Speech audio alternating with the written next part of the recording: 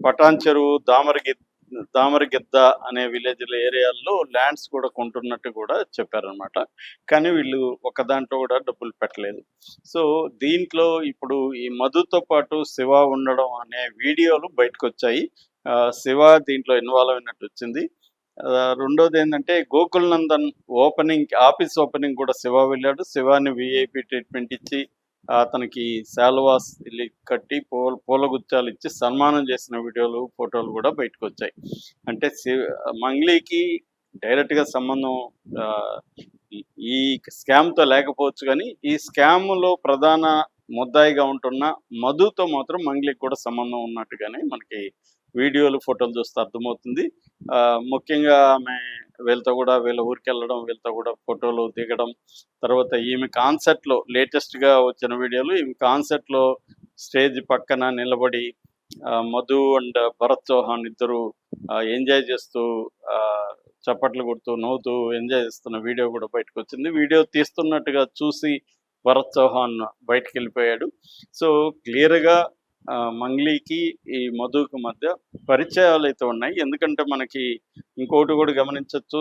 సుబ్బారావు బాధితులను తీసుకొని పూజారి నాగేశ్వరరావు అడ్వకేటు వాళ్ళ ఆఫీస్‌కెళ్ళినప్పుడు అక్కడ Suresh Bobbili music director, Venu Udugula director వీళ్ళు కూడా ఉన్నారు. అప్పుడు పంచాయతీ జరిగినప్పుడు కూడా మధు తెలియదని చెప్పిన అమ్మాయి మంగ్లీ మధు పర్సనల్ ఫోన్ నెంబర్‌కి ఫోన్ చేసి సుబ్బారావుతో మాట్లాడివ్వడం కూడా జరిగింది. అంటే వాళ్ళు రెగ్యులర్‌గా టచ్‌లో ఉన్నారు. కాకపోతే ఏందంటే టచ్‌లో ఉన్నంత నాకు చాలామంది టచ్‌లో ఉంటారు. టచ్‌లో ఉన్న వాళ్ళు మోసం చేస్తే నాకేంటి సంబంధం అనేది ఖచ్చితంగా మంగ్లీ అడగడంలో తప్పు లేదు. కానీ మంగ్లీ పేరు ఉపయోగించుకొని వాళ్ళు ఈ ఫోటోలు, వీడియోలు చూపించి ఎక్కువగా ఈ ట్రైబల్స్ మన అమ్మాయి ఉంది కదా పాపులర్ కాబట్టి ఏదన్నా జరిగితే ఆ అమ్మాయికి బ్యాడ్ నేమ్ వస్తుంది కాబట్టి మనల్ని మోసం చేయరు అన్న యాంగిల్ వాళ్ళు వాడుకున్నారు. సో, మంగ్లీ ఇప్పటివరకు దీంట్లో ఇన్వాల్వ్ అయినట్లేదు. కానీ వాళ్ళ తమ్ముడు కొంత వీళ్ళతో తిరిగినట్టుగా ఉంది. వాళ్ళ తమ్ముడికి కూడా ఇన్వాల్వ్‌మెంట్ ఉందా లేదా అనేది ఎవరు కూడా శివాకి డబ్బులు ఇచ్చినామనో, లేకపోతే శివ అకౌంట్‌లో వేసామనో, శివ డబ్బులు ఇమ్మని అడిగాడనో ఎవరు కూడా బాధితులు చెప్పలేదు. సో, మంగ్లీకైనా, శివాకైనా పరోక్షంగా సంబంధాలు ఉన్నట్టుగా మాత్రమే ఇప్పటివరకు ఎస్టాబ్లిష్ అవుతుంది. అయితే దీంట్లో పరోక్షంగా కాకుండా ప్రత్యక్షంగా కూడా సంబంధం తేలితే మాత్రం ఖచ్చితంగా మంగ్లీని కూడా అరెస్ట్ చేసే అవకాశాలు ఉన్నాయి. ఎందుకంటే ఇది చాలా పాపులర్‌గా మారిపోయింది ఈ స్కాము. ఒక రకంగా సుబ్బారావు అడ్వకేట్‌ని అభినందించాలి. ఆయన మంగ్లీ ఆరోపిస్తున్నట్టు ఆయన బిగ్ బాస్‌కి అవ్వాలి, పాపులర్ కావాలని అతనికి ఉండొచ్చు గానీ దానివల్ల ఈ బాధితులు ఇంతగా ఓపెన్ అయిపోయి మాట్లాడడానికి, మీడియా హైలైట్ చేయడానికైతే ఖచ్చితంగా ఉపయోగపడింది. మోసం అయితే జరిగింది.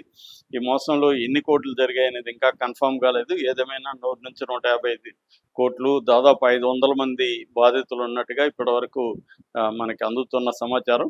సో, దీని మీద ఇప్పుడు ఆల్రెడీ సిఐడి కేసు నడుస్తుంది. 62 కేసులు పెట్టారని చెప్తున్నారు. మరోపక్క ఎకనామిక్ అఫెన్సెస్ వింగ్ సైబరాబాద్ వాళ్ళే మొన్న ఈ అబ్బాయిని ఫ్రైడే రోజు మధుని అరెస్ట్ చేశారు. దానికి సంబంధించి రిమాండ్‌కి పెట్టారు. రిమాండ్ రిపోర్ట్ కూడా బయటకొచ్చింది. సో, ఈ మధు ఇప్పుడు ఈ విచారణలో శివ కూడా ఇన్వాల్వ్ అయినట్టుగా పోలీసులకి అందుతున్న సమాచారం. సో, శివాని అరెస్ట్ చేస్తారా లేదా? కొన్ని పత్రికల్లో, మెయిన్ స్ట్రీమ్ పత్రికల్లో శివ కూడా పరారులో ఉన్నాడు, పోలీసులు గాలిస్తున్నారని కూడా వార్తలొచ్చాయి. ఈ అరెస్ట్ అయ్యాడని కూడా కొన్నిట్లో వార్తలొస్తున్నాయి. ఏదేమైనా శివ అరెస్ట్ అయ్యే అవకాశాలైతే కనిపిస్తున్నట్టుగా చెప్తున్నారు.